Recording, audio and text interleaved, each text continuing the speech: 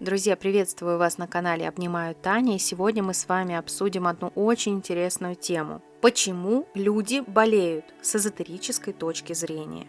Начнем с того, что, возможно, вы привыкли слышать, что если зародилось какое-то заболевание, то оно якобы пошло изнутри, с физического уровня. А кто-то, в частности, любит фразу, что все болезни от нервов. Так давайте проясним, как на самом деле в человеке зарождается заболевание.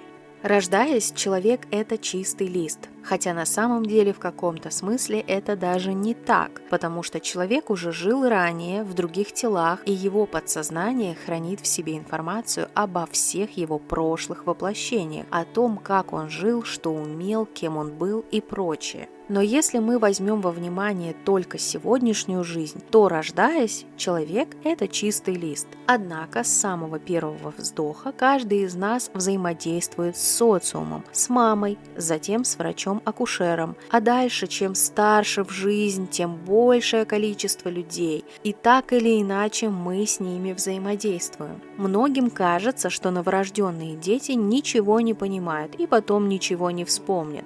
Но это не так. Так называемый свежеиспеченный человек очень остро реагирует на все вокруг. И хотя он пока не понимает слов и не знает, кто есть кто, он чувствует энергию. Еще находясь в животе у матери, он чувствовал ее энергии страха или радости, печали или злости. Когда с ним взаимодействовал акушер, малыш мог почувствовать, например, холодность или небрежность. И его маленький мозг и подсознание считывают и запоминают это отношение к нему и откладывается в копилку бессознательной памяти. И так абсолютно со всем. Ежедневно, ежеминутно, ежесекундно. Все эти эмоции, возникшие у ребенка вследствие взаимодействия с миром, формируют базовые установки восприятия мира и оседают на корневой, от слова корень, чакре Муладхаре, которая отвечает за физическую жизнь, то есть за физическое существование. Например, если во время беременности мама очень активно хотела или даже пыталась сделать аборт, она, скажем так, испускала особые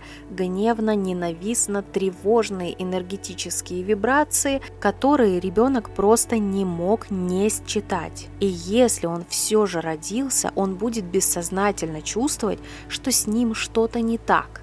А тем временем эта ситуация была записана в его подсознании как установка «я не имею права на жизнь». И в будущем это очень сильно скажется на его чувстве безопасности, на разрешении себе жить, на проблеме с постоянным жильем и стабильностью, проблемах с питанием и сном, также проблемах с физическим здоровьем, отношениями с людьми, семьей или даже склонности к суициду, казалось бы, беспричинной. Это, конечно, не все, но я думаю, вы уже понимаете, что в начале была негативная эмоция, впитанная в себя. И если даже не касаться примера выше, то у человека по ходу жизни возникает огромное количество разных ситуаций, и везде он что-то как бы впитывает в себя. Сначала человек чувствует какую-то особую негативную энергетику, которая вызывает у него негативную эмоцию. Это может быть даже просто острое слово, сказанное в адрес этого человека. Затем эта эмоция оседает в голове мыслью.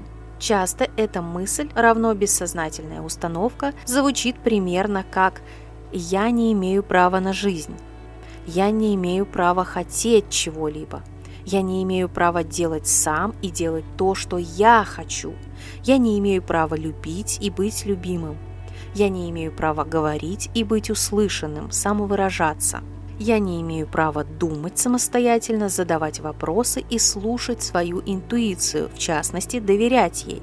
И я не имею права знать и понимать, что вообще происходит.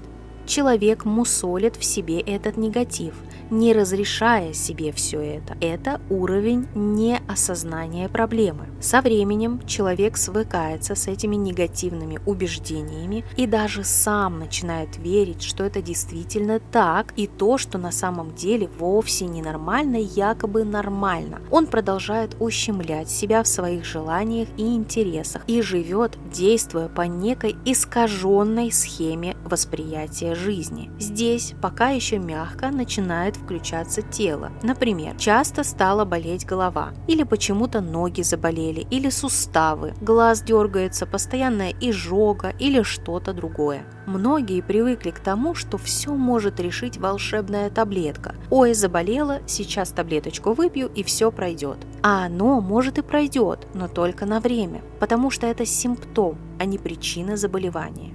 Но раз уж вы попали на мой канал, то вы на правильном пути. Ведь здесь мы с вами выясняем не просто причины, а причины причин. Мы идем очень глубоко в себя. Потому в новых и новых моих видео порой вы будете ощущать очень сильную нелогичность. Что происходит дальше?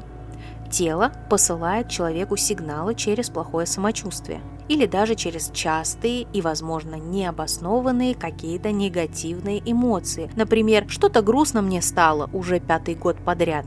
И если человек не ищет истинную первопричину, а закидывается разной степени обезболивающими или алкоголем, или еще чем-либо, вот тут наступает уже выход на физический уровень. И уже в этот момент появляется болезнь. В данном контексте болезнь выступает как некое заболевание, которое уже диагностируется клинически, либо стало заметно внешне. Говоря привычным языком, весь этот процесс транслирует, как психосоматика приводит к физическому заболеванию. На самом деле, несмотря на то, что я говорю о заболеваниях тела или явных заболеваниях психики человека, речь идет еще и о событиях, которые подтягиваются к негативу, который, в свою очередь, человек впитал в себя, что может привести к очень разным последствиям, начиная с того, что человек просто стал часто спотыкаться до полного летального исхода. И все это в чистом виде происходит из-за пробоя энергетического поля человека. Стрессовая ситуация или негативная эмоция, которую он в себя впитал, срезонировала с персональными кодами на его чакрах. И если энергии на его чакрах были в минусе,